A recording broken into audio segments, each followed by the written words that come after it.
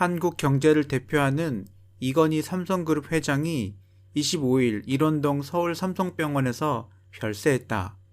2014년 급성 심근경색증으로 이태원동 자택에서 쓰러진 뒤 6년 5개월 만입니다.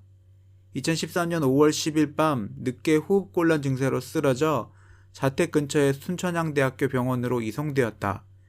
응급실에 도착한 직후 심근경색으로 심장이 멎었으나 바로 심폐소생술이 실시되어 호흡과 심장 박동은 살아났지만 의식은 깨어나지 못했다.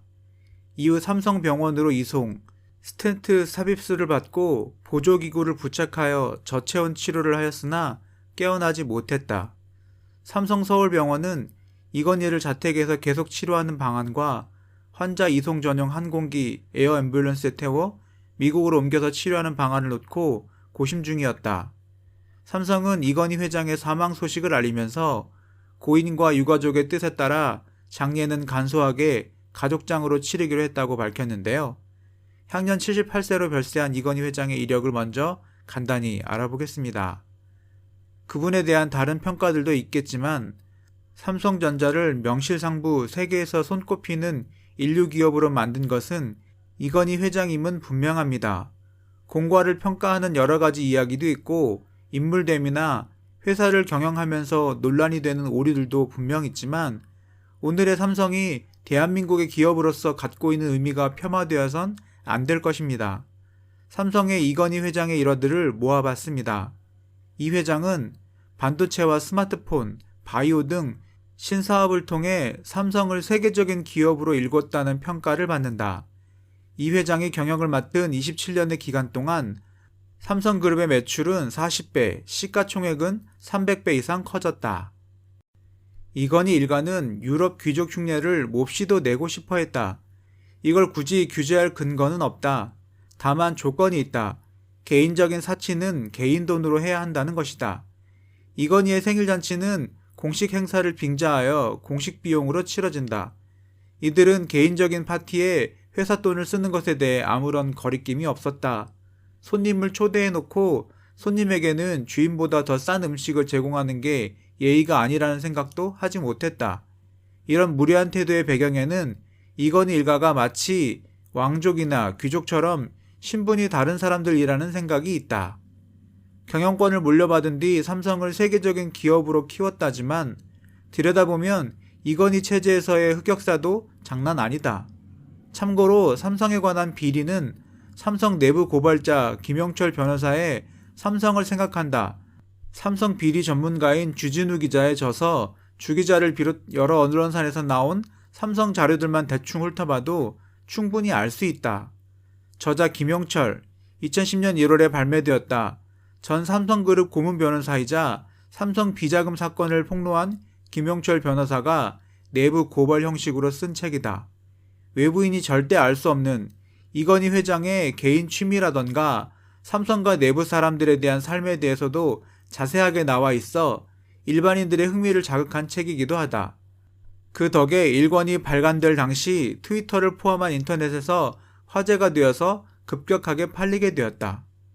영국 노동자만 노동자고 우리나라 노동자는 그냥 돼지로 보이는 듯. 삼성 반도체 노동자 사망 사건. 삼성 반도체 노동자 황유미 씨가 반도체 공장에서 백혈병에 걸려 사망하면서도 황 씨 말고도 여럿 있었다. 산재로 인정 안 하고 끝까지 버티다가 결국 본인이 병원으로 눕게 되자 뒤늦게 그룹 차원에서 산재 인정을 했다. 이 사건은 또 하나의 약속이라는 영화로도 개봉했다. 삼성을 다룬 이야기라 투자가 어려워서 전액 국민 후원으로 영화를 제작했다. 이건희를 고발했던 김용철 변호사가 삼성을 폭로한 삼성을 생각한다를 보면 자신과 같은 법무팀이 한 일들이 바로 삼성 사업장을 돌면서 이런저런 사건 사고와 악재들을 막아서 검찰 인맥을 동원해서라도 기소까지 가지 않도록 하는 것이었다고 회고하고 있다. 결국 이 사건으로 삼성은 2012년 다보스 포럼 세계 악덕 기업 3위에 랭크되는 흑역사를 기록했다.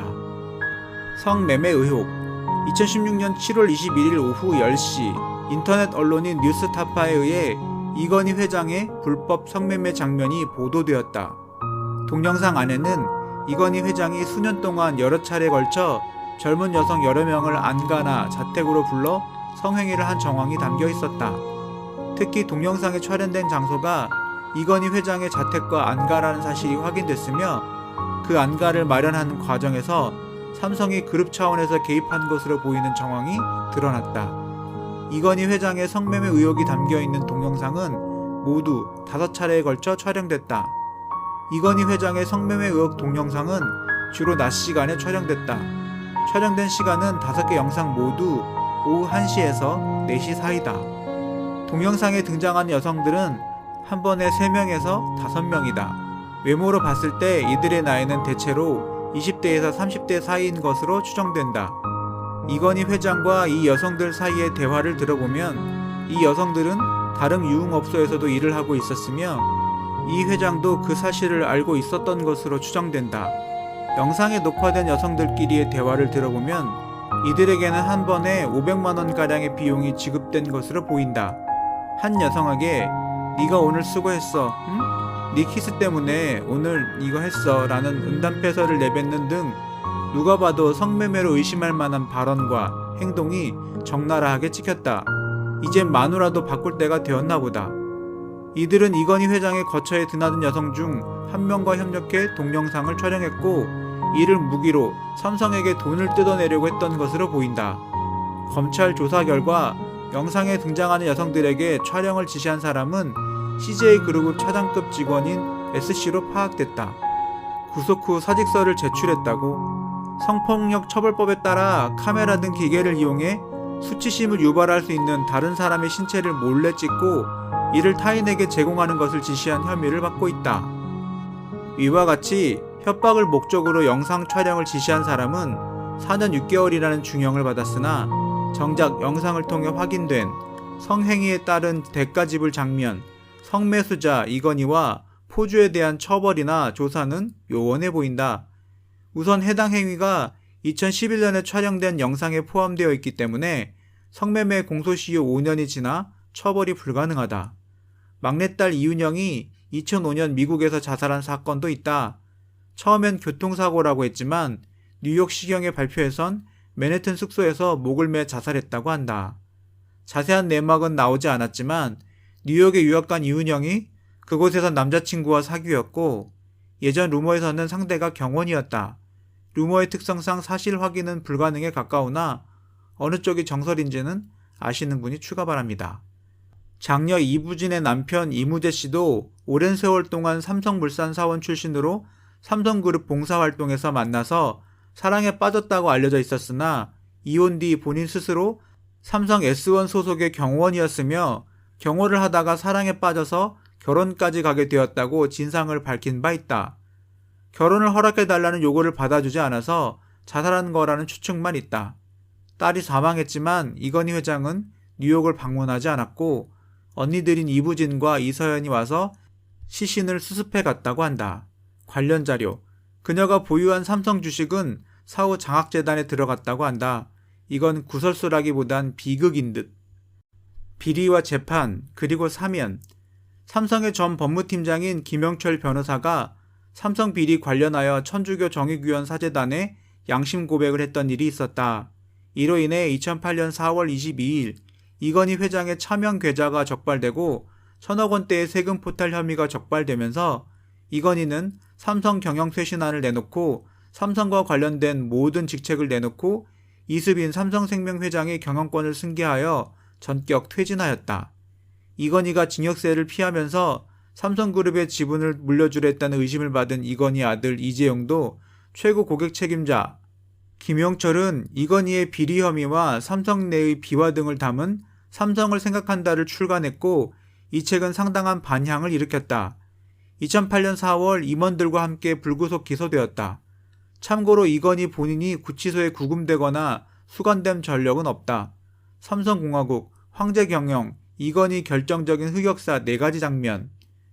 2009년 12월 29일 MB정부에서 특별사면을 하기로 발표했다. 이와는 별도로 2010년 2월 7일 IOC에서도 견책 조치를 취했으며 향후 5년간 산하위원회 활동을 금지하였다. 단 IOC 위원으로서의 활동은 계속할 수 있다.